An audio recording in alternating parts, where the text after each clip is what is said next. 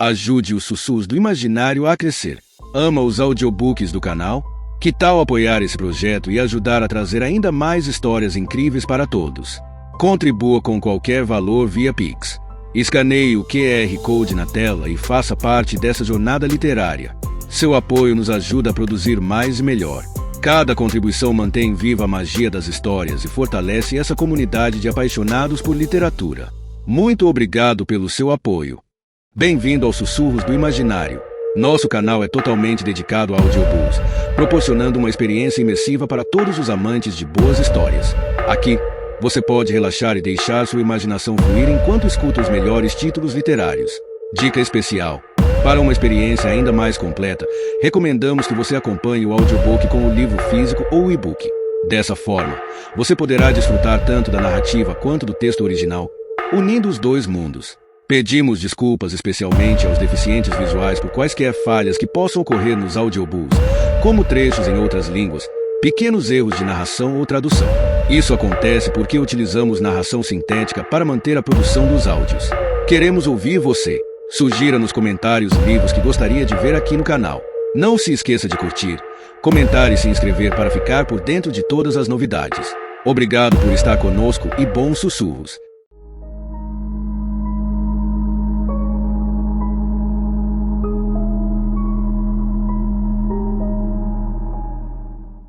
O Massacre da Família Hope. Um livro escrito por Ailey Sager. Prólogo.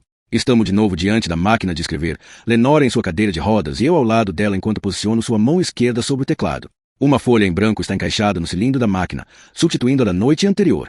Agora, virado para cima sobre a escrivaninha, o papel funciona como um meio de transcrever parcialmente nossa conversa. Eu quero te contar tudo, coisas que nunca contei a mais ninguém, sim, sobre aquela noite, porque eu confio em você, mas eu não confio em Lenora. Não completamente. Ela é capaz de fazer tão pouco, mas é acusada de tanta coisa, e eu continuo dividida entre o desejo de protegê-la e o impulso de desconfiar dela. Mas se ela quer me contar o que aconteceu, estou disposta a ouvir, apesar das minhas suspeitas de que a maior parte seja mentira. Ou, pior ainda, seja verdade nua e crua e aterrorizante. Os dedos da mão esquerda de Lenora tamborilam nas teclas. Ela está ávida para começar. Respiro fundo, meneio a cabeça e a ajuda da telegrafar a primeira frase. A minha lembrança mais nítida, a coisa com a qual ainda tenho pesadelos, é o momento em que tudo acabou. Eu me lembro do rugido do vento quando saí no terraço. A ventania vinha do oceano em rajadas uivantes que passavam de raspão no penhasco antes de me atingirem em cheio.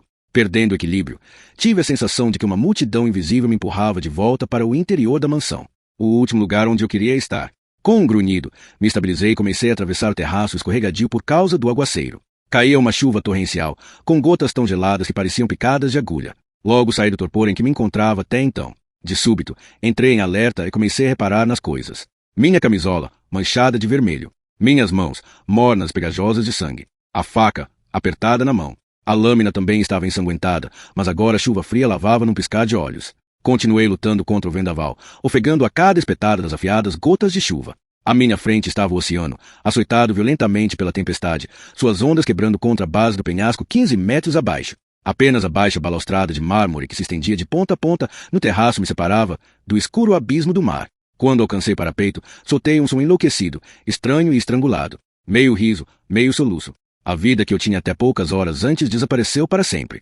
Assim como meu pai e minha mãe. No entanto, naquele momento, curvada contra a balaustrada do terraço com a faca na mão, o vento áspero roçando meu rosto e a chuva gelada fustigando meu corpo encharcado de sangue, senti apenas alívio. Eu sabia que em breve estaria livre de tudo. Eu me voltei para a mansão. Todas as janelas estavam iluminadas, tão cintilantes quanto as velas que, 8 meses antes, enfeitaram meu bolo de aniversário. Parecia um palácio resplandecente, elegante, todo aquele dinheiro reluzindo atrás de vidraças imaculadas. Mas eu sabia que as aparências enganavam. E que até prisões podiam parecer bonitas se iluminadas da maneira certa. Lá dentro, minha irmã gritou. Urros horrorizados que cresciam e depois minguavam feito uma sirene. O tipo de grito que se ouve quando algo absolutamente terrível acontece, e que de fato aconteceu. Baixei o olhar para a faca, que a minha mão ainda apertava com força e agora estava tão limpa que parecia nova. Eu sabia que poderia usá-la de novo. Um último corte. O derradeiro golpe. Mas não tive forças. Em vez disso, joguei a faca por cima da balaustrada e a observei sumir em meio à arrebentação lá embaixo. Enquanto minha irmã continuava a gritar, deixei o terraço e fui até a garagem buscar uma corda. Isso é tudo que eu lembro, e era com isso que estava sonhando quando acordei você. Fiquei com muito medo, porque parecia que estava acontecendo outra vez. Mas não é isso que mais atiça sua curiosidade, certo? Você quer saber se sou tão maligna quanto todos dizem? A resposta é não. E sim.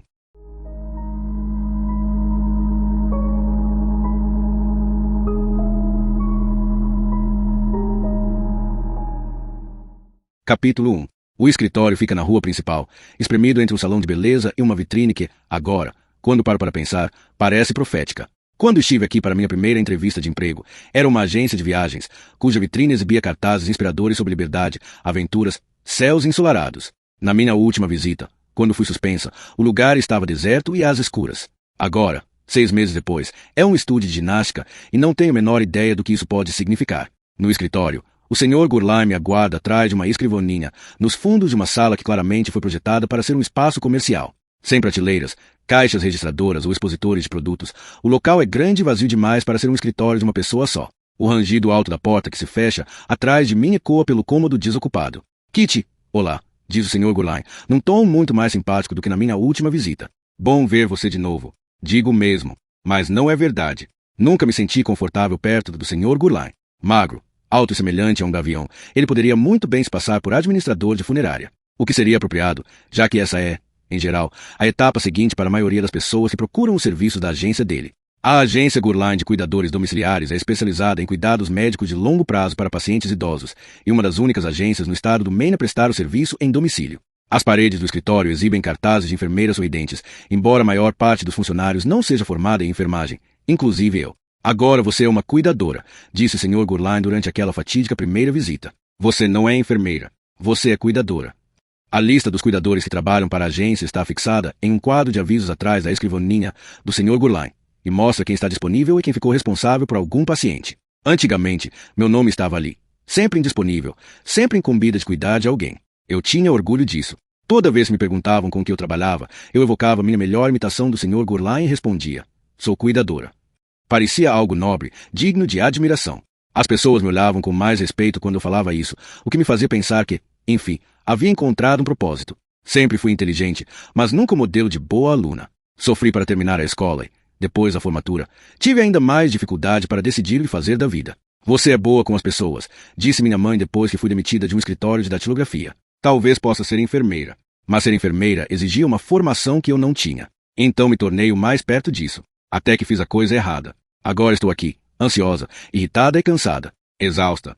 Como você está, Kitty? Pergunta o Sr. Gurlai. Relaxada e revigorada, espero. Não há nada melhor para o espírito do que desfrutar de um período de descanso. Sinceramente, não faço ideia do que responder. Eu me sinto relaxada depois de ter recebido uma suspensão não remunerada 6 meses atrás. Há alguma coisa revigorante em ser obrigada a dormir no meu quarto de infância e andar na ponta dos pés perto do meu pai, todo calado e ressentido, cuja decepção permeia todas as nossas interações? Será que desfrutei do fato de ser investigada pela agência, pelo Departamento Estadual de Gestão e Regulação do Trabalho em Saúde, pela polícia? A resposta para tudo isso é não. Em vez de admitir qualquer uma dessas coisas ao Sr. Gurlai, me limito a dizer, sim. Maravilha, responde ele. Agora todo esse aborrecimento ficou para trás, e é hora de começar de novo. Fico enfurecida. Aborrecimento. Como se tudo não tivesse passado de um simples mal-entendido. A verdade é que eu trabalhava na agência havia 12 anos. Eu sentia orgulho do que fazia, era boa nisso. Eu me importava. Mas, assim que algo deu errado, o Sr. Gurlai imediatamente me tratou como uma criminosa. Embora eu tivesse sido inocentada de qualquer irregularidade e recebido autorização para voltar a trabalhar, toda aquela aprovação me deixou furiosa e amarga. Sobretudo em relação ao Sr. Gurlai. Não estava nos meus planos voltar para a agência. Mas a minha busca por um novo emprego foi um grande fracasso. Eu me candidatei a inúmeras vagas que não me interessavam, e mesmo assim ficava arrasada quando nem sequer era chamada para uma entrevista. Para ser repositora de um supermercado. Para operar a caixa de uma farmácia. Para fazer hambúrgueres na nova unidade do McDonald's com playground junto à rodovia. No momento, a agência Gurlai de Cuidadores Domiciliares é minha única opção. E por mais que eu odeie o Sr. Gurlai, odeio mais ainda estar desempregada. Tem algum paciente novo para mim? Pergunto, tentando encerrar a conversa o mais rápido possível. Tem. A paciente em questão sofreu uma série de derrames há muitos anos e necessita de cuidados constantes. Tinha uma enfermeira particular em tempo integral, mas ela foi embora de repente. Cuidados constantes. Isso significa que você precisaria morar com ela. Sim. Eu assinto, escondendo a surpresa. Achava que, no meu primeiro trabalho de volta à agência, o Sr. Gurlai me manteria por perto, na rédea curta, me pediria para acompanhar algum idoso das 9 às 5 todo santo dia, um dos serviços que vez ou outra a agência oferece com desconto para os moradores das redondezas. Mas esse me parece um trabalho de verdade. Moradia e alimentação estão incluídas, é lógico, continua o Sr. Gurlan. Mas você ficaria de plantão 24 horas por dia. Qualquer folga necessária terá que ser acertada de antemão entre você e a paciente. Está interessada? Claro que estou interessada. Mas uma centena de perguntas diferentes me impede de aceitar na hora. Começo com uma dúvida simples, porém importante. Quando esse trabalho começaria? Imediatamente. Com relação a quanto tempo vai durar? Bem, se o seu desempenho for satisfatório, não vejo razão para que não permaneça com a paciente até que não seja mais necessário. Em outras palavras, até que a paciente morra. A cruel realidade de ser um cuidador é que o trabalho é sempre temporário. Onde fica a casa? Pergunto, na esperança de que seja em uma área remota do estado. Quanto mais longe, melhor. Nos arredores da cidade, responde Gurlan, frustrando minhas expectativas. Mas, um segundo depois, elas são reavivadas quando ele acrescenta. Nos penhascos. Os penhascos. Apenas pessoas absurdamente podres e ricas vivem lá, em casas enormes no topo de penhascos rochosos com vista para o oceano. Eu me ajeito com as mãos fechadas no colo, as unhas enterradas nas palmas. Isso é inesperado. Uma chance de trocar instantaneamente o rancho capenga onde fui criada por uma mansão nos penhascos. Isso tudo está me parecendo bom demais para ser verdade. E deve ser mesmo. Ninguém desiste de um emprego assim, a menos que haja algum problema grave. Por que a enfermeira foi embora? Não faço ideia, responde o Sr. Gurlan. Tudo que me disseram é que tem sido bem difícil encontrar uma substituta adequada. A paciente é, eu hesito. Não posso dizer difícil, embora seja a palavra que eu mais queira usar. Do tipo que precisa de atendimento especializado. Não acho que o problema seja a condição dela, mesmo sendo delicada, responde Gurlan. Francamente, acho que a questão é a reputação da paciente. Eu me endireito na cadeira. Quem é a paciente?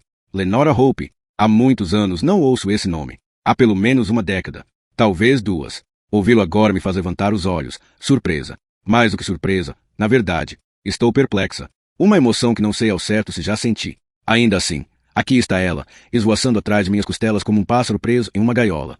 Lenora Hope? A Lenora Hope? Sim, responde Gurlan com uma fungada, como se estivesse ofendido por ter sido mal compreendido. Eu não tinha ideia de que ela ainda estava viva. Quando eu era mais nova, nem sequer entendia que Lenora Hope era uma pessoa de verdade. Eu achava que era apenas um boato criado por crianças para assustarem umas às outras. De repente, relembro a cantiga que aprendi no pátio da escola, esquecida há muitos anos. Aos 17, Lenora Hope, alucinada, matou a própria irmã enforcada. Algumas das meninas mais velhas juravam de pés juntos que, se você apagasse todas as luzes, ficasse na frente de um espelho e recitasse os versos da cantiga, a própria Lenora apareceria no vidro. E, se isso acontecesse, cuidado, sua família morreria logo em seguida. Eu nunca acreditei nisso.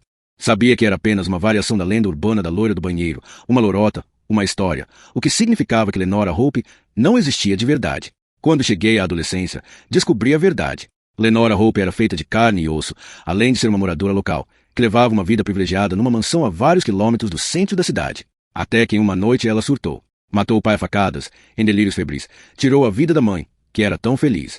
Ela está mais viva do que nunca, diz o Sr. Gurlan. Meu Deus, ela deve ser uma anciã. Tem 71 anos. Isso me parece impossível. Sempre presumi que os assassinatos tivessem acontecido em outro século. Uma época de saias-balão, lampiões a gás, carruagens puxadas por cavalos. Mas se o Sr. Gurlan estiver correto, isso significa que o massacre da família Hope ocorreu não faz tanto tempo assim. Faço as contas mentalmente e concluo que eles foram assassinados em 1929, apenas 54 anos atrás. Os derradeiros versos da cantiga me vêm à mente assim que as datas se encaixam. Lenora sempre diz, não fui eu. Mas é a única que não morreu. O que pelo visto é verdade. A infame Lenora Hope ainda está viva. Não anda muito bem de saúde e precisa de cuidados. Dos meus cuidados, se eu aceitar o trabalho, o que não faço logo de cara. Não há nenhum outro trabalho que eu possa fazer? Nenhum outro paciente novo? Infelizmente não, diz o Sr. Gurlan. E nenhum dos outros cuidadores está disponível? Todos já foram encaminhados para outros pacientes. Ele junta os dedos. Você tem algum problema com esse trabalho? Sim, tenho um problema. Vários. Na verdade, começando pelo fato de Sr. Gurlan obviamente ainda achar que eu sou culpada, embora, sem outras provas, não tenha embasamento jurídico para me demitir. Como a suspensão não me afastou de vez, ele está tentando me enfiar numa roubada para ver se assim eu desisto. É que, eu não. Procuro as palavras certas. Levando em conta o que ela fez, acho que eu não me sentiria confortável cuidando de alguém como Lenora Hope.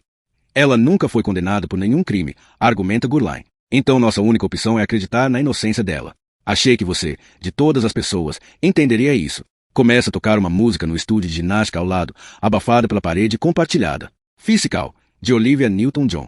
Não é uma letra sobre ginástica aeróbica, mas aposto que as donas de casa que se exercitam com moletons rasgados e polanas não dão a mínima.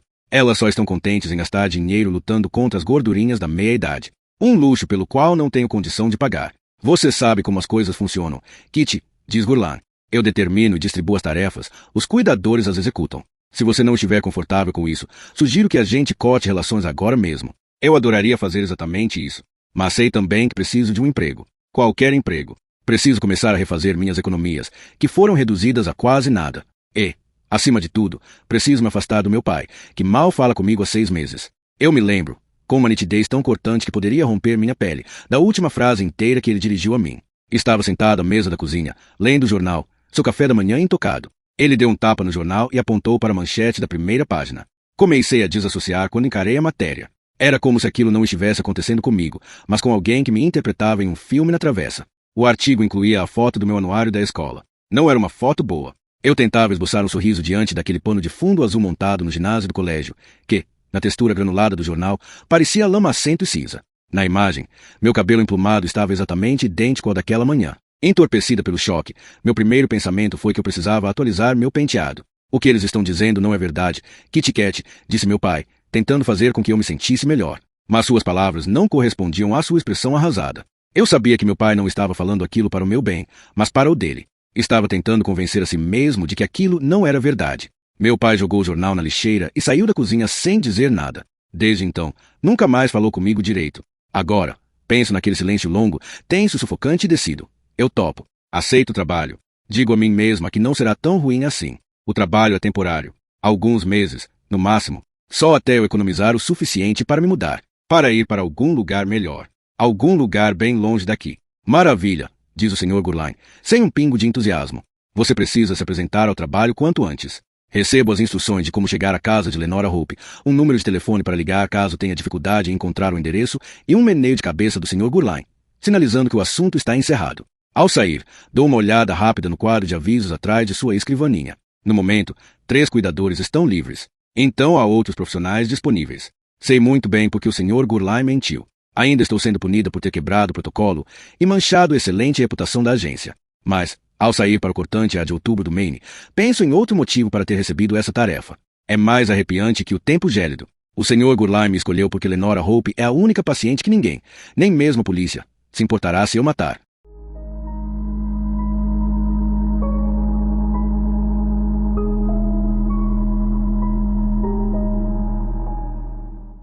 Capítulo 2. Demoro menos de 1 hora para juntar meus pertences. Aprendi desde cedo que uma cuidadora deve levar pouca bagagem. Uma maleta médica, uma mala e uma caixa. Não é preciso mais nada. A maleta médica está repleta de ferramentas de trabalho. Termômetro, aparelho de pressão arterial, estetoscópio. Meus pais me deram de presente uma bolsa de couro preta quando fui contratada pelo Sr. Gurlan. 12 anos depois, eu ainda a uso, embora o zíper emperre e o couro esteja rachado nos cantos. Enfiei um necessaire e minhas roupas na mala. Calças cardigãs fora de moda há uns bons 10 anos. Faz muito tempo que desisti de tentar parecer estilosa. Conforto e economia são mais importantes. A caixa está abarrotada de livros. Pertenceram à minha mãe e exibem o desgaste amoroso de uma leitora voraz. Você nunca está sozinha quando há um livro por perto, dizia ela. Nunca, jamais. Embora eu entenda o que ela quis dizer, também sei que é mentira. Durante 6 meses estive rodeada de livros e nunca me senti tão sozinha na vida.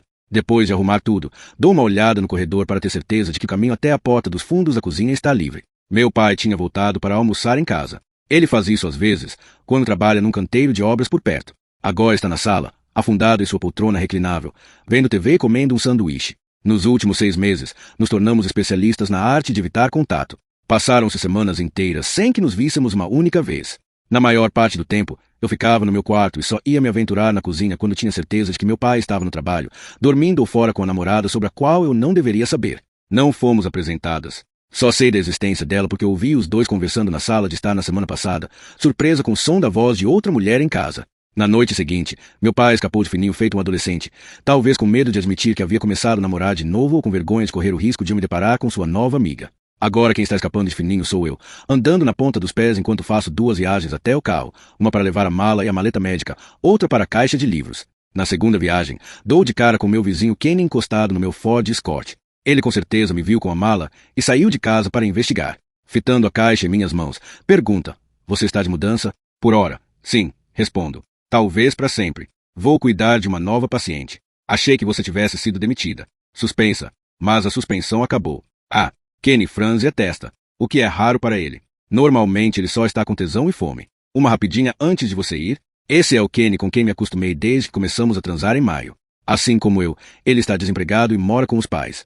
Ao contrário de mim, Kenny tem apenas 20 anos. Ele é meu segredinho sujo. Ou é mais provável que eu seja o dele. Tudo começou certa tarde, quando estávamos os dois de bobeira ao mesmo tempo, cada um em seu quintal, eu com um livro do Sidney Sheldon, Kenny com baseado. Fizemos contato visual algumas vezes antes de ele dizer: "Não está trabalhando hoje?" "Não", respondi. "E você?" "Não." Então, porque eu estava entediada e solitária, perguntei: "Está a fim de uma cerveja?" Kenny aceitou, o que nos levou a beber juntos, o que nos levou a jogar conversa fora, o que nos levou a algumas pegações no sofá da sala de estar. "Quer transar ou algo assim?" propôs Kenny. Enfim, depois de um mês de suspensão e autopiedade, dei uma boa olhada nele. Até que não era feio, apesar do bigode que caía feito uma lagarta morta sob seu nariz. O resto era muito melhor, principalmente os braços, que eram firmes, fortes e bronzeados. Com certeza já estive em situações piores. "Claro", respondi, dando de ombros. "Por que não?" Assim que acabou, jurei que aquela seria a primeira e única vez.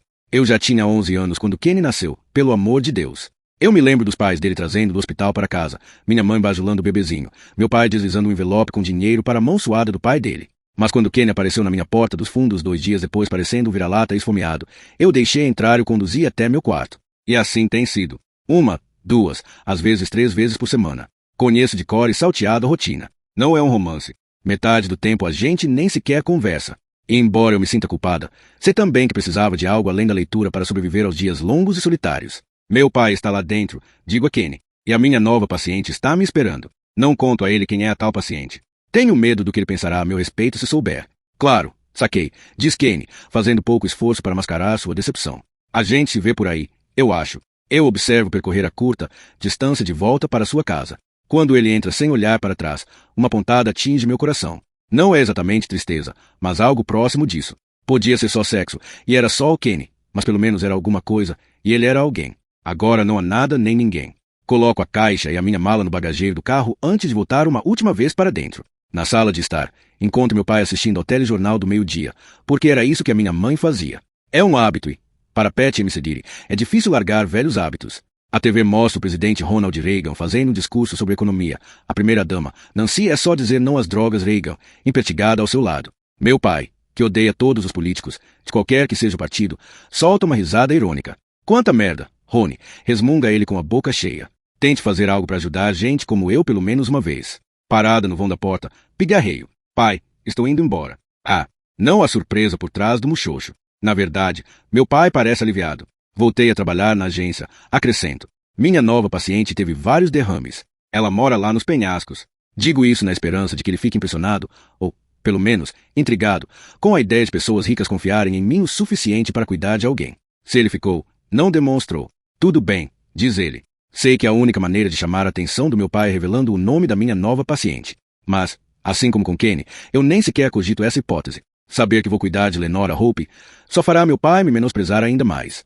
Se é que é possível. "Precisa de alguma coisa antes de eu ir?" pergunto.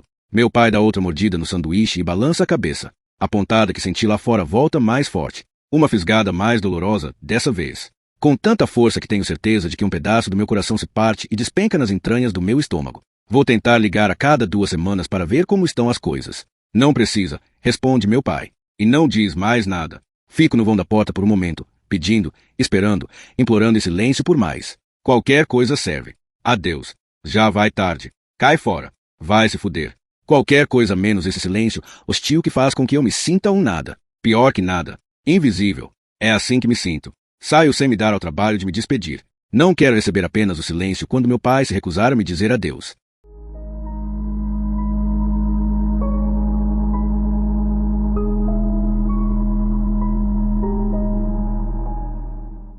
Capítulo 3. Duran Duran toca no volume máximo no aparelho de som do meu Scott enquanto percorro uma estrada que abraça a costa rochosa, subindo cada vez mais, até o carro começar a chacoalhar e as águas do Atlântico se transformarem em borrões brancos nas faixas de areia lá embaixo. Avanço mais um pouco até surgir uma área que, sem dúvida, são os penhascos. O lugar praticamente cheira a dinheiro antigo, de famílias ricas e poderosas, com suas casas enormes agarradas às falésias escarpadas feito ninhos de gansos, parcialmente escondidas atrás de paredões de tijolos e fileiras de era. Como a outra metade vive. É como minha mãe teria descrito aquelas mansões na encosta do penhasco, com torreões, varandas e janelas salientes voltadas para o mar. Mas discordo. Nem mesmo a outra metade tem condições de viver nos penhascos. Essa área sempre pertenceu, e sempre pertencerá, à elite. É o lado creme de la creme, da nata, empoleirada acima de tudo e de todos, como se Deus o tivesse colocado lá. Mas aqui está você, Kit Kat, teria dito minha mãe, indo trabalhar num desses casarões luxuosos. Mais uma vez, eu discordaria. Ninguém em sua consciência acha que o lugar para onde estou indo é um destino dos sonhos. Hope's End. Até então, eu conhecia aquela casa apenas como a mansão dos Hope. As pessoas quase sempre mencionavam o local naquele tom sussurrado usado para falar sobre coisas trágicas. Agora sei por quê. Hope's End, o fim da esperança, o fim dos Hope, me parece um nome surpreendentemente apocalíptico para uma casa. Sobretudo se levarmos em consideração o que aconteceu lá. Meu conhecimento sobre os fatos não vai muito além do que diz a cantiga. Sei que Winston Hope fez fortuna no setor de transporte marítimo e construiu seu patrimônio na costa rochosa do norte do Maine, e não em Bar Harbor ou Newport, porque aqui havia basicamente terras desabitadas, se assim ele poderia ter uma vista imaculada do oceano. Sei também que Winston tinha uma esposa, Evangeline, e duas filhas, Lenora e Virginia. E sei que, numa noite de outubro, muito tempo atrás, 3 pessoas da família foram assassinadas, e a 4ª membro do clã foi a principal suspeita. Uma menina de 17 anos. Não é de admirar que eu tenha pensado que aqueles versinhos mórbidos que aprendi entre os arbustos do parquinho atrás da escola fossem uma invenção. Tudo parecia gótico demais para ser real, mas aconteceu de fato. Agora é uma lenda urbana. O tipo de coisa sobre a qual as crianças conversam entre sussurros nas festas de pijama e que os adultos não têm coragem de mencionar. Lenora, a única que sobrou, afirmou ser inocente. Ela disse aos investigadores que estava dormindo e só soube dos assassinatos depois que acordou. Desceu as escadas e encontrou a família morta. O que ela não conseguiu explicar à polícia era quem mais poderia ter cometido o crime. Ou como. Ou por quê. Lenora tampouco conseguiu explicar porque não foi um dos alvos do assassino, o que levou a polícia a considerá-lo uma suspeita, embora ninguém pudesse provar. De maneira muito conveniente, todos os empregados estavam de folga naquela noite, o que eliminou quaisquer testemunhas possíveis. Sem nenhuma evidência concreta que ligasse aos crimes, Lenora nunca chegou a ser indiciada. Mas basta ouvir a cantiga infantil para saber o que os moradores da cidade pensam. O primeiro verso, aos 17, Lenora Hope, alucinada, já entrega quem é a culpada de tudo. Não me surpreende. Não existe esse negócio de presunção de inocência. Eu sei disso por experiência própria. Depois de a cidade julgar e condenar Lenora Hope, ela se escondeu na casa da família para nunca mais ser vista, embora isso não tenha impedido as pessoas de tentar. Quando eu estava nos últimos anos da escola, era como um grupo de meninos se desafiarem a entrar na propriedade e espiar pelas janelas para terem um vislumbre de Lenora. Pelo que sei, nenhum deles jamais conseguiu, o que rendeu a sorte, Hope meu respeito relutante. Eu adoraria ser capaz de desaparecer assim. Mais à frente, o terreno se eleva um pouco mais, e a estrada se inclina para encontrá-lo. O Scott dá outro solavanco no momento em que avista ao longe uma muralha de tijolos iluminada pelo sol. É tão alta que bloqueia qualquer indício do que existe por trás dela e velha o suficiente para que a estrada se curve à sua volta, como que sinal de respeito. Sigo a curva, dirigindo devagar até ver palavras pichadas em um azul neon sobre os imponentes tijolos vermelhos da muralha, que só confirmam que estou no lugar certo. Apodreça no inferno, Lenora Hope. Pisco ao lê-las, perguntando-me se devo seguir em frente ou ir embora o mais rápido possível. Eu sei a resposta, mas é exatamente o que não posso me dar ao luxo de fazer. Então avanço, levando o Scott para mais perto do portão ornamentado que cobre uma lacuna da muralha vandalizada. Do outro lado, a entrada de carros corta uma parte do gramado esmeralda em direção à casa dos Hope. Olhando bem, eu me pergunto por que alguém a chamaria de casa. Não é uma casa, é uma mansão.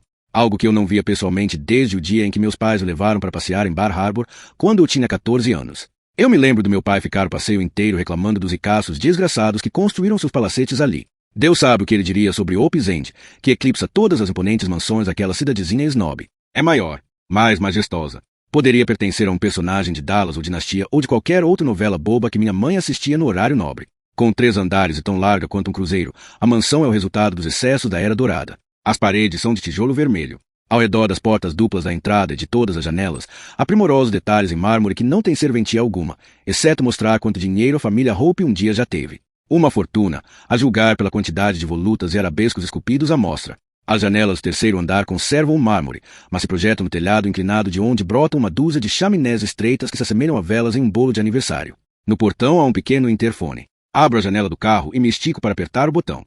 30 segundos se passam antes que ele ganhe vida, crepitando em uma explosão de estática seguida por uma voz feminina. Sim, não é uma pergunta. A voz está carregada de impaciência, tanto quanto 3 letras são capazes de conter. Oi, meu nome é Kitty M. Cedilli. Faço uma pausa para permitir que a dona da voz também se apresente. Como ela não fala nada, acrescento, trabalho na agência Gurline de Cuidadores Domiciliares.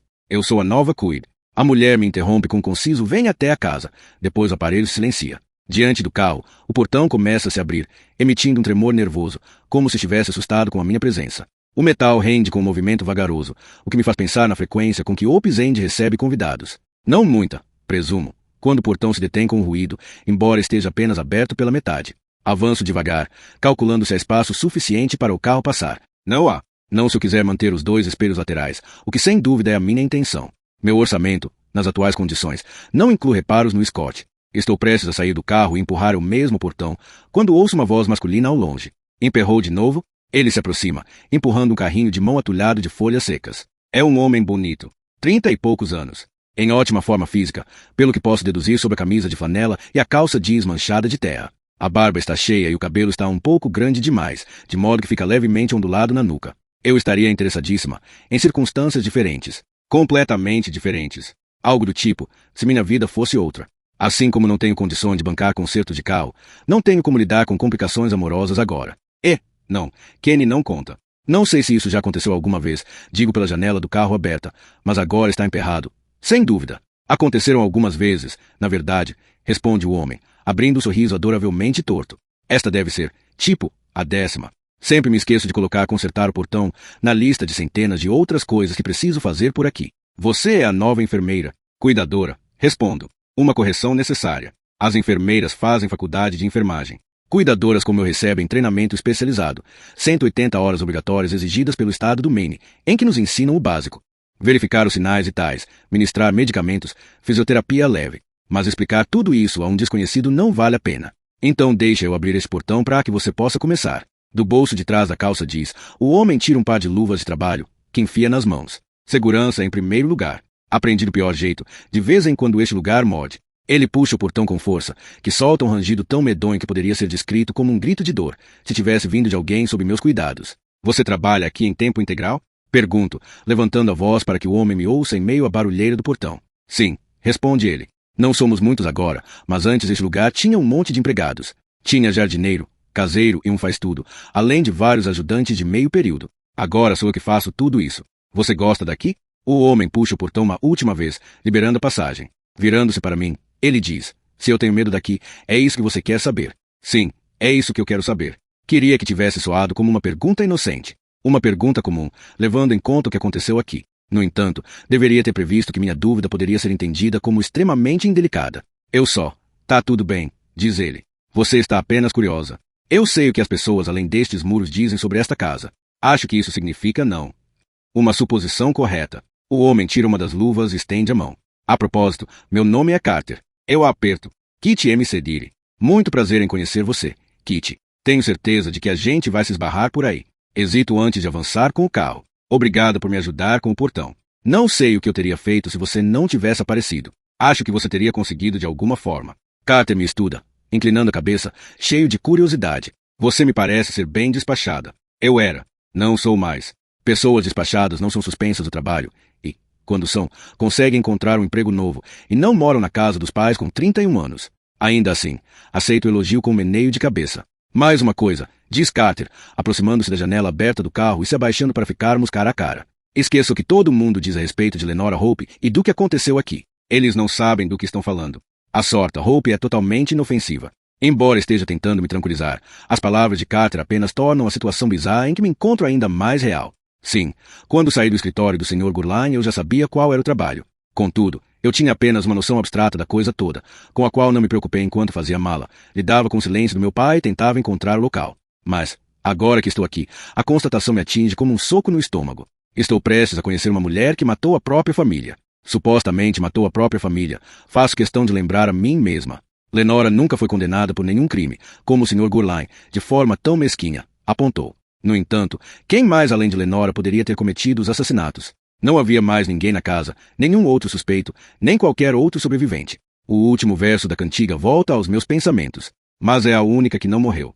Um arrepio percorre minha espinha quando me afasto de Carter e sigo em direção à casa principal. Dirijo devagar, os olhos fixos na mansão imponente. Porém, à medida que me aproximo, a luxuosa grandiosidade do lugar desaparece feito neblina, revelando o abandono escondido em plena vista. De perto, percebo que Opus End está caindo aos pedaços. Uma das janelas do segundo andar está sem os vidros, e uma tábua de madeira compensada cobre o buraco. Naco de mármore quebrado se soltaram dos detalhes em torno de algumas portas e janelas. No telhado falta cerca de um quinto das telhas de ardósia, o que lhe dá um aspecto desgastado e esburacado que sinceramente é um alívio. Até que, enfim, um lugar tão destruído quanto eu me sinto. A entrada de carros termina numa pequena rotatória diante da casa, com outra vereda que leva uma garagem baixa a vários metros da construção principal. Ao contornar a rotatória, eu conto as portas da garagem. Cico, como a outra metade vive, de fato. Estaciono na frente da casa, saio do carro e subo 3 degraus, até um enorme par de portas duplas situado bem no centro da fachada. Antes que eu possa bater, as portas se abrem, revelando uma mulher parada do lado de dentro. Sua presença súbita me assusta. Ou talvez sua aparência monocromática é que seja assustadora. Cabelo branco que roça seus ombros. Vestido preto firmemente ajustado em torno de uma estrutura esbelta. Gola de renda que me faz lembrar das toalhas e do centro de mesa de crochê que a minha avó fazia. Pele pálida. Olhos azuis. Batom de um ousado vermelho cereja. É tudo tão dramático que não consigo precisar com exatidão a idade dela. Se tivesse que adivinhar, chutaria 75, sabendo que poderia estar errado em pelo menos 10 anos, para mais ou para menos. De uma corrente no pescoço da mulher pende um par de óculos gatinho. Ela os leva ao rosto e me fita por um segundo, uma avaliação instantânea. Senhorita M. Cediri, diz, por fim. Bem-vinda. Obrigada, digo, embora não haja nenhum vestígio de simpatia no tom daquela senhora. Está claro que ela é a pessoa com quem conversei pelo interfone. A voz desinteressada é inconfundível. Sou a senhora Baker, a governanta, anuncia a mulher. Ela faz uma pausa para examinar o que estou vestindo, e pelo visto conclui que meu casaco deixa a desejar. É de lã azul e está com tantas bolinhas de pelo que nem dá mais para contar. Eu o tenho há tanto tempo que já não lembro quando ou onde comprei. Ou talvez a aparente versão da senhora Baker esteja reservada ao que está por baixo do casaco. Camisa branca, saia cinza, sapatilhas pretas que usei pela última vez no funeral da minha mãe. Se for isso, não posso fazer nada. São as melhores roupas que tenho. Após um momento de clara hesitação, a senhora Baker acrescenta. Entre, por favor. Eu também hesito, adiando minha entrada. É a abertura da porta que me faz parar. Larga e alta, circundada por mais detalhes em mármore. Em alguma medida, parece uma boca escancarada. Ao olhar para ela, me lembro de algo que Carter disse. De vez em quando esse lugar morde. De repente, sinto saudade de casa. É uma completa surpresa, já que a casa onde morava não parecia mais um lar desde a morte da minha mãe. Mas havia sido lugar feliz em outros tempos, cheio de lembranças igualmente felizes. Natais cobertos por neve e bolos de aniversário, e a minha mãe com seu ridículo avental florido fazendo rabanada nas manhãs de domingo. Opes End tem alguma lembrança feliz? Ou todas elas desapareceram naquela noite horrenda? A tristeza é a única coisa que resta. Vai entrar, querida? Indaga a senhora Baker depois de pigarrear, impaciente. Parte de mim não quer entrar. O lugar inteiro, o tamanho, a ostentação e, principalmente, a reputação, me faz querer dar as costas e ir embora. Mas então penso no meu pai, no meu quarto, no pouco dinheiro que me resta na poupança. Nada disso vai mudar se eu não fizer algo a respeito. Se eu for embora, o que quero desesperadamente fazer, ficarei empacado no mesmo limbo em que vivi nos últimos 6 meses. Mas trabalhar aqui, mesmo que por apenas algumas semanas, pode mudar tudo. Tendo isso em mente, respiro fundo, passo pela porta e deixo que Opes End me engula inteira.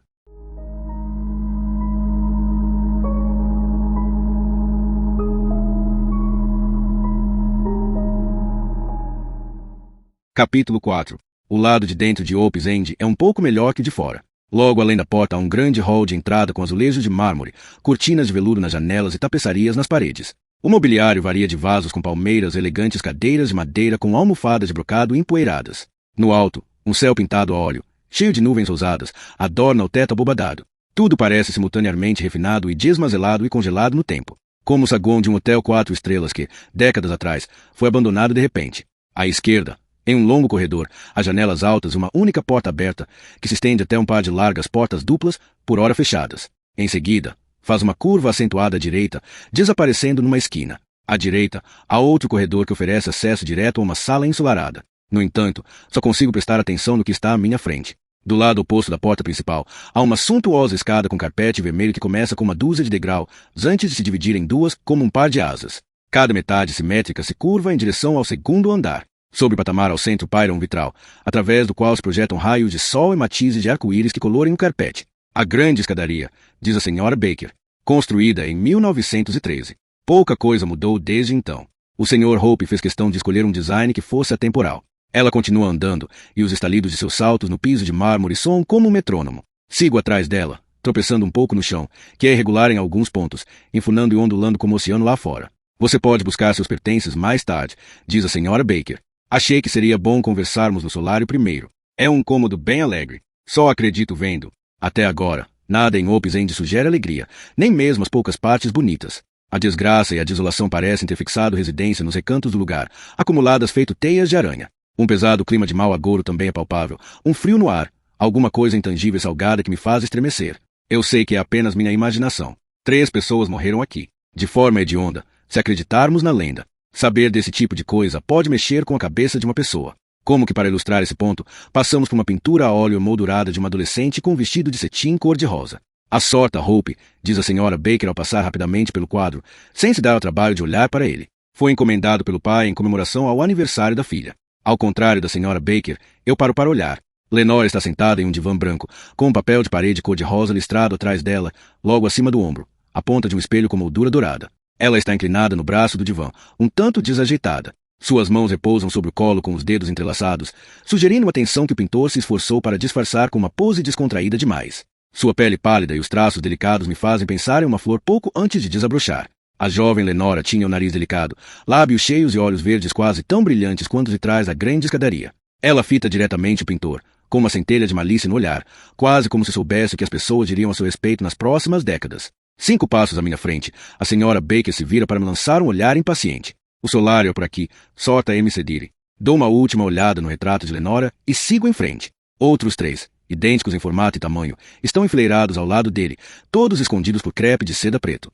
Em vez de estar estendido sobre as pinturas, a seda foi esticada e presa no lugar com pregos cravados nas molduras. Todo esse esforço, porém, não os esconde por completo. Por trás do tecido fino consigo entrevê-los vagamente, indistintos e sem traços característicos. Como fantasmas. Winston, Evangeline e Virginia Hope. E Lenora é a única que ainda está à vista por ser a única que sobrou. Alcanço a senhora Baker, seguindo-a a passos ligeiros até o fim do corredor, passando por aposentos cujas portas firmemente cerradas parecem indicar lugares proibidos. Sinto breves calafrios ao passar por cada uma delas. Correntes de ar, digo a mim mesma. Acontece o tempo todo em mansões grandes e antigas como esta. Pelo menos o solário é mais iluminado que o restante da casa, ainda que não exatamente alegre. A mobília consiste no mesmo tipo de antiguidade obsoleta que abarrota outros cômodos de Opes End. Há elementos em veludo, bordados e borlas por toda parte. Na outra extremidade do cômodo encontra-se um piano de cauda, sua tampa baixada mais firme que um caixão lacrado. As fileiras de janelas do chão ao teto ao longo de 2 paredes só deixam o cômodo mais abafado. Uma delas dá para o gramado, onde avisto Carter ao longe, ocupado juntando folhas caídas. A outra fileira dá para um terraço vazio.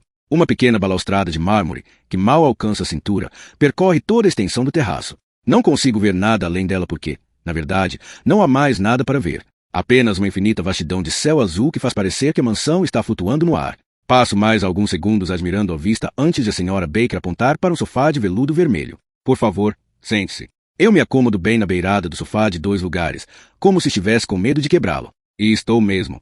Tudo em Opes End parece tão antigo e tão caro que imagino que nada aqui possa ser substituído.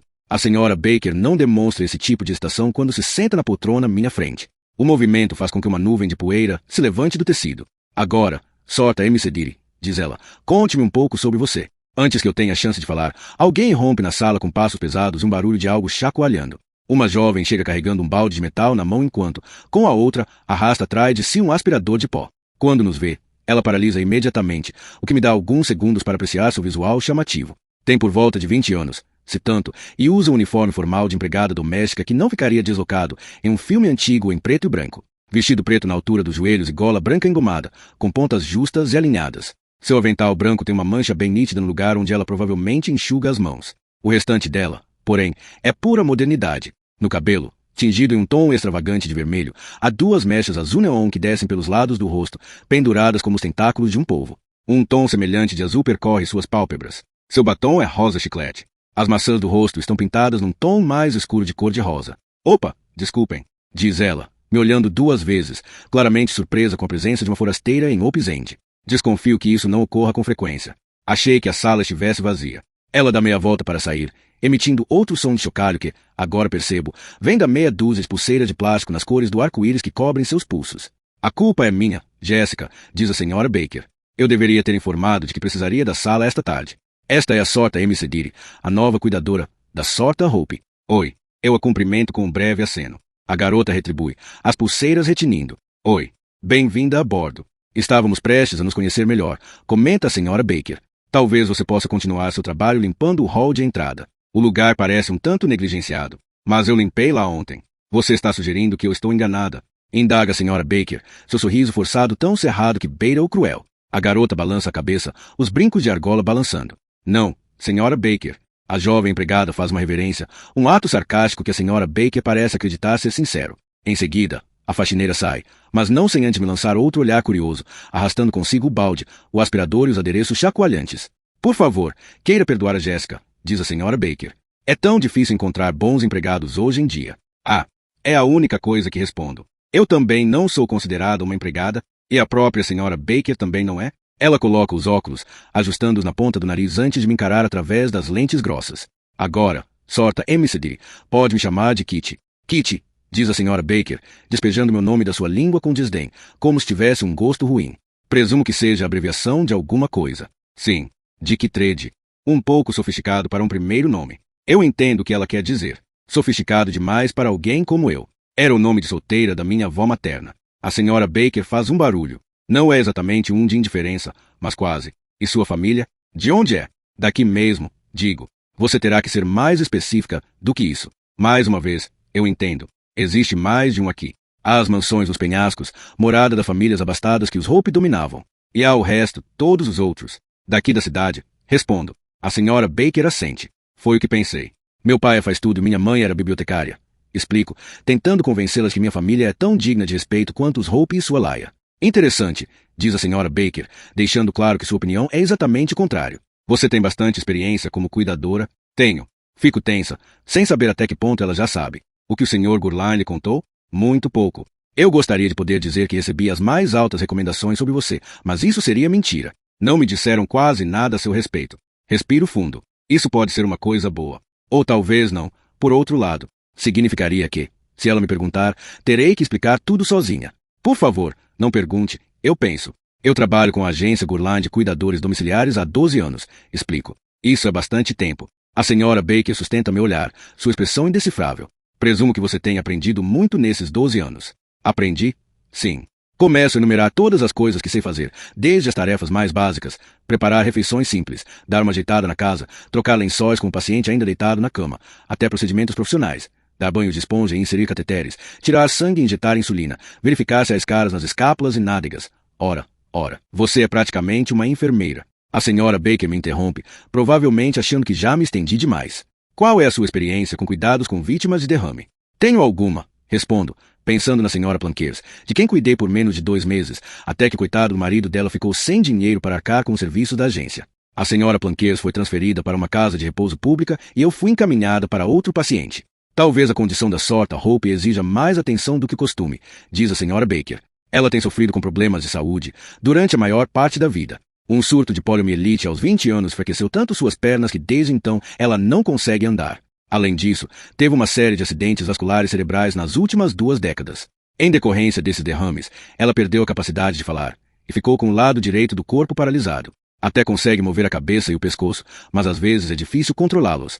Tudo que ela tem, na verdade, é o uso limitado do braço esquerdo. Flexiono meu próprio braço, incapaz de imaginar como seria ter controle apenas dessa pequena parte do meu corpo. Pelo menos agora sei porque Lenora nunca saiu de Hope's End. Não conseguiria nem se quisesse. É por isso que a enfermeira anterior foi embora. Mary? Pergunta a senhora Baker, aparentemente confusa. A primeira emoção genuína que a vejo demonstrar. Não, ela era muito boa em seu trabalho. Estava conosco havia mais de 1 ano. A sorta Hope a adorava. Então por que ela foi embora tão de repente? Eu também gostaria de saber. Ela não contou a ninguém o motivo, para onde estava indo, nem sequer que estava partindo. Ela simplesmente foi. No meio da madrugada, sem mais nem menos. A pobre sorta. Hope ficou sozinha a noite toda. Algo terrível poderia ter acontecido. Como você bem sabe, considerando o que aconteceu com a última pessoa sob seus cuidados. Prendo a respiração. Ela sabe. Claro que sabe. Eu me contorço sob seu olhar fulminante, e as únicas palavras que consigo murmurar são: eu posso explicar. Por favor. Envergonhada, quebro o contato visual, sentindo-me exposta. Eu me sinto tão vulnerável que começo a alisar a saia sobre as pernas, tentando me cobrir o máximo que o tecido permite. Eu tinha uma. Minha voz vacila, embora eu já tenha contado essa história uma porção de vezes para inúmeras pessoas. Policiais, funcionários do governo, o Sr. Gurline. Tinha uma paciente, que estava doente, câncer de estômago. Quando ela descobriu, já era tarde demais. A doença se espalhou pelo corpo todo. Cirurgia estava fora de cogitação. A quimioterapia ia só até certo ponto. Não havia nada a fazer senão mantê-la confortável e esperar o fim chegar. Mas a dor, bem, era insuportável. Continuo olhando para baixo, para minhas mãos, que insistem em alisar a saia. Minhas palavras, porém, não são tão cautelosas. Elas se atropelam, algo que nunca aconteceu naquele caixote cinza que era a sala de interrogatório da delegacia. Acho que isso é consequência de estar em Hope's End, um lugar familiarizado demais com a morte. O médico dela prescreveu fentanil, continuo, para ser ministrado de vez em quando e somente quando necessário. Uma noite, foi necessário. Eu nunca tinha visto alguém sentindo tanta dor. Sabe esse tipo de dor? Não é algo passageiro. Perdura. Consome. E, quando olhei nos olhos dela, vi pura agonia. Então dei a ela uma dose única de fentanil e monitorei a dor. Como aparentemente ajudou a trazer alívio, fui dormir. Hesito, como em todas as vezes quando chego nesse ponto da história. Sempre preciso de um momento antes de mergulhar nos detalhes do meu fracasso. Na manhã seguinte, acordei mais cedo que o normal. Digo e me lembro do céu cinza escuro do lado de fora da minha janela, ainda permeado pelos resquícios da noite. A escuridão parecia um mau presságio. Bastou um olhar para perceber que havia algo errado. Fui checar a paciente e vi que ela não reagia. Segui o protocolo padrão e liguei imediatamente para a emergência. Não menciono a parte de já saber que foi uma perda de tempo. Reconheço a morte quando a vejo. Enquanto esperava a chegada dos paramédicos, vi o frasco de fentanil. Era política da empresa manter todos os medicamentos em um cofre metálico trancado embaixo da nossa cama. Assim, só o cuidador tem acesso aos remédios. Talvez eu estivesse cansada, ou muito abalada com a dor que ela sentia. Qualquer que tenha sido o motivo, esqueci de levar o frasco comigo. Aperto os olhos com força, tentando não pensar no frasco de comprimidos tombado de lado junto ao abajur de cabeceira. Mas não adianta, eu vejo tudo. O frasco, a tampa, a alguns centímetros de distância. O único comprimido que restou. Um pequeno círculo colorido azul claro que sempre achei bonito demais para algo tão perigoso. Durante a noite, ela engoliu todos os comprimidos, exceto um. Ela morreu enquanto eu dormia. Foi declarada morta no local e levada embora. Mais tarde, o legista concluiu que a causa da morte foi uma parada cardíaca por overdose de fentanil. Você acha que foi intencional? Indaga a senhora Baker. Volto a encará-la e percebo que sua expressão se abrandou um pouco. Não o suficiente para ser confundida com solidariedade. Esse não é o estilo da senhora Baker. O que vejo nos seus velhos olhos é algo mais complexo. Compreensão. Sim, acho que ela sabia exatamente o que estava fazendo. Mesmo assim, as pessoas culparam você. Sim, me culparam. Deixar o frasco ao alcance da paciente foi negligência da minha parte. Não vou discordar disso, nunca discordei. Mas todos pensaram o pior. Fui suspensa do trabalho sem direito à remuneração. Houve uma investigação oficial e a polícia se envolveu no caso. O alvoroço foi tão grande que virou notícia no jornal local. Fico em silêncio e penso no meu pai com o jornal na mão, seus olhos grandes e marejados. O que eles estão dizendo não é verdade. Kit Kat. Nunca fui formalmente acusada de crime nenhum. Continuo.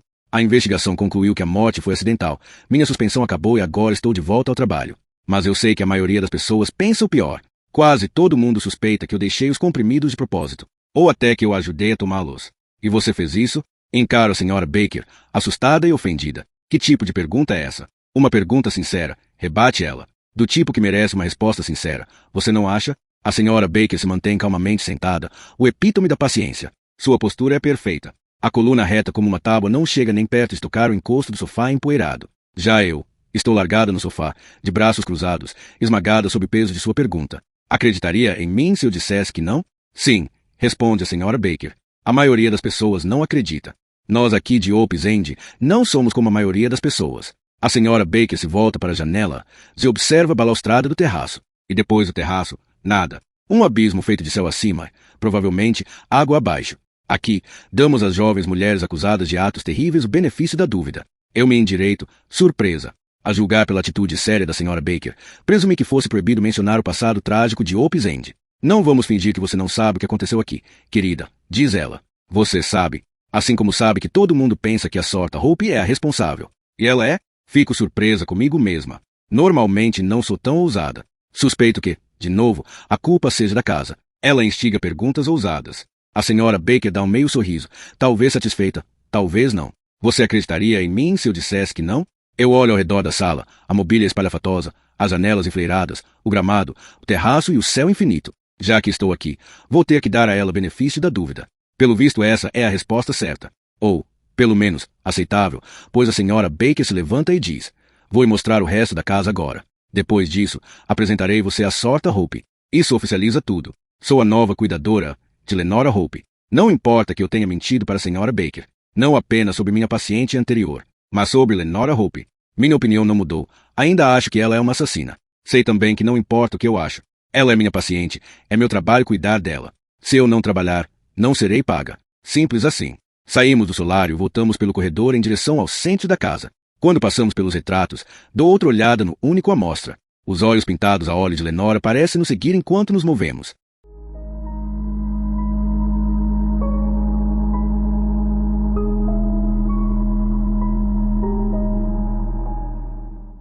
Capítulo 5. O nosso orçamento nos obriga a manter uma equipe de funcionários diminuta, explica a senhora Baker enquanto voltamos ao hall de entrada. O trabalho externo é feito por Carter, que você já deve ter conhecido, acredito. Eu me enrijeço, um pouco inquieta. Como ela sabia disso? Conheci? Sim. A senhora Baker me guia pela grande escadaria e pelo corredor que leva ao outro lado da casa. Dentro da casa ficam Jéssica, encarregada da limpeza, e Archibald, o cozinheiro. E o que a senhora faz? Outra pergunta ousada. Sem querer. Dessa vez, não há dúvida sobre a reação da senhora Baker. Ela definitivamente não gostou. Eu sou a governanta, diz, com o peito estufado. Eu mantenho a casa nas melhores condições possíveis sob circunstâncias severamente limitadas. Tomo todas as decisões. A sorte, Hope se encontra incapaz de assumir o posto de guardiã desta propriedade, então assumi esse fardo. Esse é o meu trabalho. Há quanto tempo está com a sorte, Hope? Décadas. Cheguei em 1928. Fui contratada para servir como tutora e orientar a sorte, Hope e a irmã sobre como uma jovem dama deve se comportar. Eu mesma tinha apenas 19 anos e pretendia ficar por um ano ou dois. Esse plano mudou, é claro. Quando a equipe foi reduzida após incidente, fui morar na Europa por um tempo. Depois que meu noivo morreu, decidi voltar para Hope's End e dedicar minha vida à sorte, Hope. Não é a escolha que eu teria feito. Por outro lado, nunca tive noivo. Pensando bem, nunca tive sequer um relacionamento duradouro. O trabalho não permite isso. Saia dessa enquanto ainda tem uma boa aparência, disse certa vez uma colega cuidadora da agência Gourlin. Caso contrário, você nunca vai conseguir segurar um homem. Agora me pergunto se já é tarde demais. Talvez eu já esteja fadada a ser igual à senhora Baker no futuro, uma mulher vestida de preto, com cabelo branco e pele pálida, insípida, sem cor e sem graça. Se nunca se casou, por que a chamam de senhora Baker? Porque esse é o título dado ao governanta-chefe, querida, seja ela casada ou não. É uma função que exige respeito. Enquanto percorremos o longo corredor, examino o entorno. Portas duplas firmemente fechadas bem em frente, um vão de porta aberto à minha direita. Espio o interior e vejo uma sala de jantar formal, com as luzes apagadas, mas iluminada por 2 pares de portas francesas que levam ao terraço. Entre elas, há uma lareira ornamentada, tão grande que eu poderia estacionar meu carro ali dentro.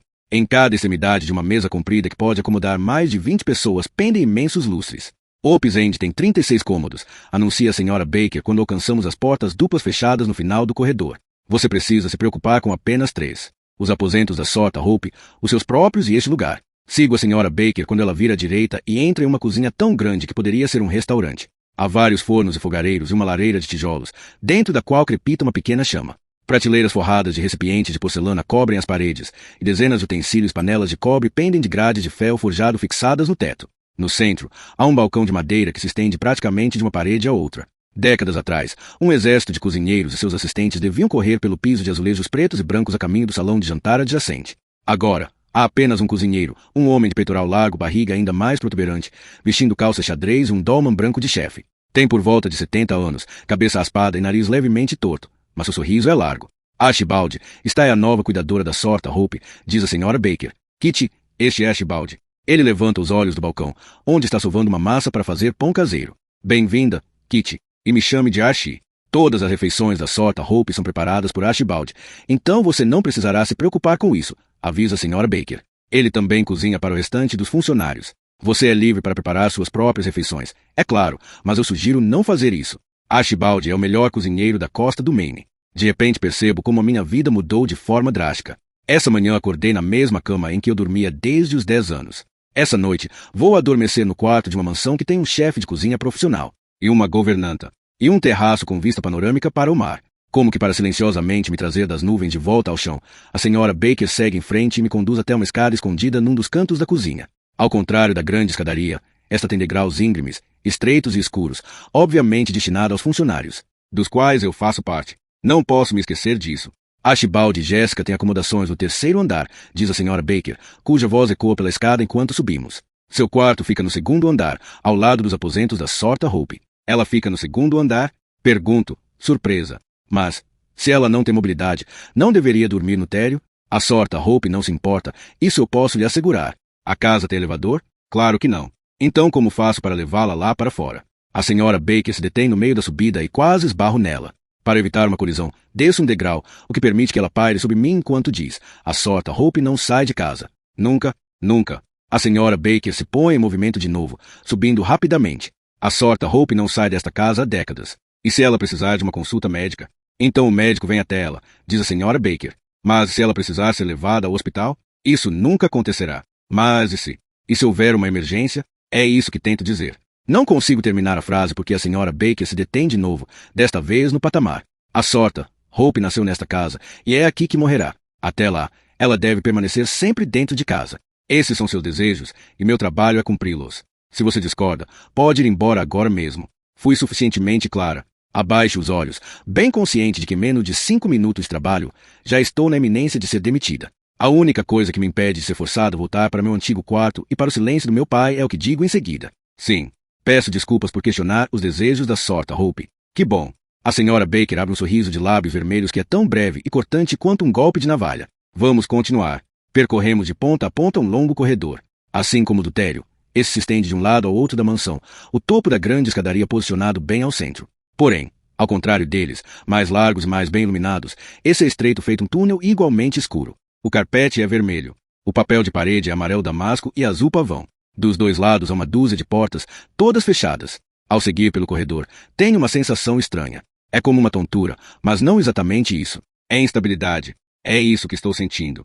Como se eu tivesse acabado de tomar alguma bebida bem forte.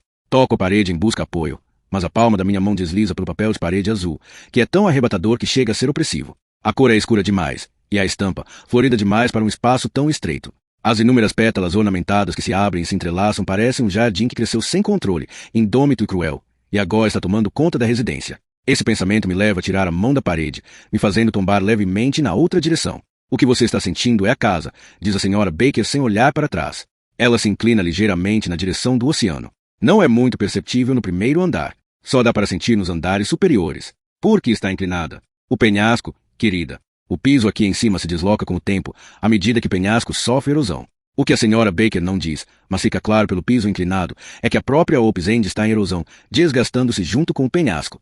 Algum dia, talvez em breve, talvez daqui a um século, penhasco e mansão se desintegrarão e deslizarão o oceano adentro. Isso não a preocupa. Ah, todos nós já nos acostumamos, responde a senhora Baker. Só leva algum tempo.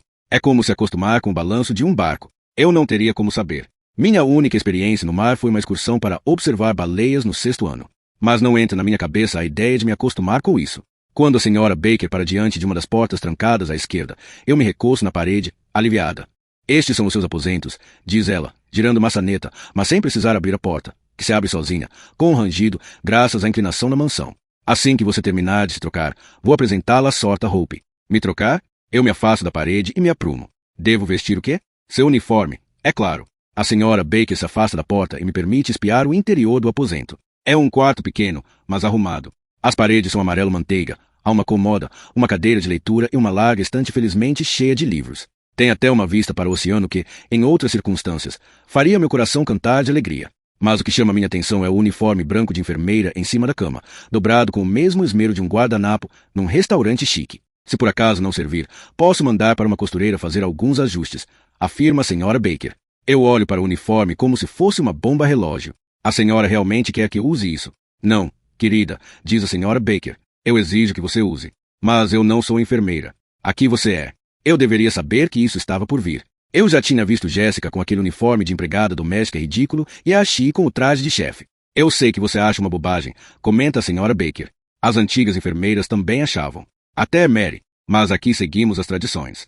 E essas tradições desenvolvem um código de vestimenta rígido. Além do mais, é com isso que a sorta Hope está acostumada. Mudar agora provavelmente a deixaria confusa e aborrecida. É essa última parte que me faz ceder. Embora eu não dê a mínima para a necessidade de acatar velhos hábitos, afinal, por que eu seguisse não há ninguém aqui para notar? Preciso admitir que o melhor a se fazer é não incomodar uma paciente. Não tenho escolha a não ser aceitar e vestir o uniforme. A senhora Baker aguarda no corredor enquanto fecho a porta. Tiro a roupa e coloco o uniforme, que não me cai muito bem. É folgado nos quadris, na medida certa no busto e apertado nos ombros, o que o torna muito confortável e meio desconfortável ao mesmo tempo. Quando encaixo na minha cabeça o chapéu dobrado, me sinto completamente ridícula. Eu me olho no espelho do banheiro. Não estou nada mal, para dizer a verdade. Embora seja inegavelmente formal, a roupa apertada nos ombros me faz parecer um pouco mais alta, já que me força a ajeitar minha postura encurvada. Pareço menos uma cuidadora e mais uma enfermeira de verdade. Pela primeira vez em meses, volto a me sentir uma profissional. Uma revigorante mudança na rotina. A senhora Baker certamente aprova. Quando saio do quarto, ela coloca os óculos e diz: sim, assim está muito melhor. Em seguida, vai em direção à próxima porta no corredor. O quarto de Lenora Hope. Quando a senhora Baker abre a porta, respiro fundo, sentindo a necessidade de me preparar. Para o quê? Não sei. Não é como se eu fosse dar de cara com Lenora Hope lá dentro empunhando uma faca e uma corda com um nó. No entanto, essa é a única coisa que consigo imaginar quando a senhora Baker gesticula para que eu entre. Depois de respirar fundo mais uma vez, adentro o quarto. A primeira coisa que noto no cômodo é o papel de parede de listras cor-de-rosa. Exatamente como no retrato, no andar de baixo. O divã branco também está lá, o tecido escurecido pelo tempo, embora certamente seja o mesmo em que Lenora posou. Na parede atrás dele está o espelho com bordas douradas que desponta na pintura. Olhar para o espelho inteiro, e para meu reflexo uniformizado nele, faz-me sentir um pouco como Alice atravessando o espelho. Porém, em vez de parar no País das Maravilhas, acabei dentro do retrato de Lenora Hope, e agora encaro a mim mesma do lado de fora da moldura. Além disso, o que mais me chama a atenção são as janelas altas voltadas para o mar. A vista é ainda mais impressionante do que a do terraço. Daqui, dá para ver o oceano, uma vasta tela de águas agitadas que parece uma casa de espelhos. Consigo ver dois tipos de azul, um salpicado de nuvens, o outro com ondas espumosas. O ponto mais alto do segundo andar me dá a percepção do quanto a casa está próxima da beira do penhasco, rente ao abismo, na verdade. Não há terreno além da balaustrada do terraço. Apenas uma queda livre direto para o mar. Por causa da ligeira inclinação da casa, a vista parece ainda mais vertiginosa. Mesmo parada no meio do quarto, tenho a sensação de estar com a testa pressionada contra uma das janelas, olhando para baixo. Sinto uma pontada de instabilidade novamente, e por um momento fico inquieta e preocupada de estar prestes a tombar. Mas então finalmente noto a cadeira de rodas estacionada num canto da sala, de frente para as janelas. É um objeto antiquado, feito de vime e madeira, com duas rodas grandes na frente e uma pequena atrás, como um triciclo. O tipo de cadeira que não é mais usada há décadas. Sentada nela está uma mulher, silenciosa e imóvel, com a cabeça reclinada para frente, como se dormisse. Lenora Hope. Por um instante, a minha vertigem desaparece. Estou deslumbrada demais com a presença de Lenora para reparar no piso inclinado, ou na vista que as janelas propiciam, ou mesmo para dar atenção à senhora Baker atrás de mim. Só consigo me concentrar em Lenora, sentada na obsoleta cadeira de rodas, a luz do sol tão forte sobre ela que a faz parecer pálida, quase translúcida. A infame Lenora Hope, reduzida a um fantasma. De fato, tudo nela parece desprovido de cor. Seu roupão é puído e cinza, tão surrado quanto as pantufas em seus pés. As meias cinzentas vão até logo abaixo dos joelhos, onde se amontoam e se embolam. A camisola sob o roupão já foi branca um dia, mas infinitas lavagens a deixaram com o mesmo tom acinzentado de sua pele. O cinza se estende ao cabelo, que é mantido longo e liso e cai em cascata por sobre os ombros. Somente quando Lenora levanta a cabeça é que vejo um único vestígio de cor. Seus olhos são de um verde quase tão reluzente quanto os do retrato no térreo. Mas o que é fascinante na pintura torna-se amedrontador pessoalmente, sobretudo quando envolto por todo aquele cinza. Os olhos dela me fazem pensar em lasers. Eles queimam. O verde resplandecente me atrai. Eu me pego querendo fitar esses olhos surpreendentemente brilhantes e ver se consigo me reconhecer neles. Se não conseguir, talvez isso signifique que não sou tão ruim quanto as pessoas pensam. Inclusive meu pai. Dou um passo vacilante em direção a Lenora e a inclinação retorna, dessa vez mais acentuada. Pensando bem, talvez o piso inclinado não tenha nada a ver com isso. Talvez seja simplesmente o fato de eu estar no mesmo cômodo que Lenora Hope, uma constatação surreal e surpreendente em igual medida. A cantiga volta aos meus pensamentos. Aos 17, Lenora Hope, alucinada, eu me pergunto se deveria estar com medo. Matou a própria irmã enforcada. Por que eu estou? Matou o pai a facadas, em delírios febris, mesmo que não haja razão para eu ter medo. Tirou a vida da mãe, que era tão feliz. Esta não é a Lenora Hope da cantiga apavorante. Não é nem sequer a Lenora do retrato lá embaixo, jovem, na flor da idade, possivelmente planejando o assassinato da família. Esta Lenora é velha, murcha, debilitada. Acho que me lembro de ler o retrato de Dorian Gray na escola. Aqui é o contrário. À medida que o corpo paralisado de Lenora expia seus pecados, a pintura no corredor fica mais viva. Dou mais alguns passos, agora já sem me incomodar com a inclinação da casa. Talvez a senhora Baker esteja certa. Talvez eu esteja me acostumando com o lugar. Olá, Lenora. Cumprimento. Senhorita Hope, me corrige a senhora Baker, parada na soleira da porta. Os empregados nunca devem se referir à dona da casa pelo nome de batismo. Desculpe. Olá, Sorta Hope. Lenora não dá qualquer sinal de ter notado minha presença. Eu me ajoelho bem na frente da cadeira de rodas, na esperança de ver melhor seus assombrosos olhos verdes. Meu corpo se enrijece quando imagino o que ela deve estar pensando. Sobre ela mesma. Sobre mim. Mas Lenora não coopera. Ela me ignora e olha para a janela, para o mar agitado abaixo. Meu nome é Kitty. Kitty M. Cedire. De súbito, os olhos de Lenora se fixam nos meus. Eu a encaro de volta. O que vejo é inesperado. Há uma centelha de curiosidade brilhando em seu olhar, como se ela já me conhecesse, como se soubesse tudo a meu respeito, que eu caí numa armadilha, e fui acusada, e julgada, condenada ao ostracismo e tratada com desprezo. Encarar os olhos de Lenora Hope é como fitar o espelho com moldura dourada e ver meu reflexo me encarando. É um prazer conhecê-la, digo. Serei sua cuidadora de agora em diante. Tudo bem? Lenora Hope assente, e esboça um sorriso.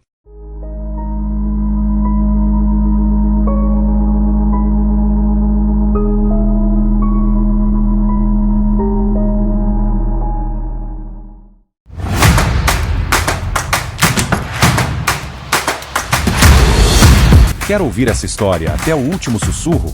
O audiobook completo está te esperando no nosso grupo VIP no Telegram. Um espaço feito para quem não apenas escuta, mas vive cada palavra. Acesse agora o link no comentário fixado e junte-se aos ouvintes que caminham lado a lado com as narrativas mais envolventes antes de todo mundo. Te vejo lá, no lugar onde as histórias não têm pressa para acabar.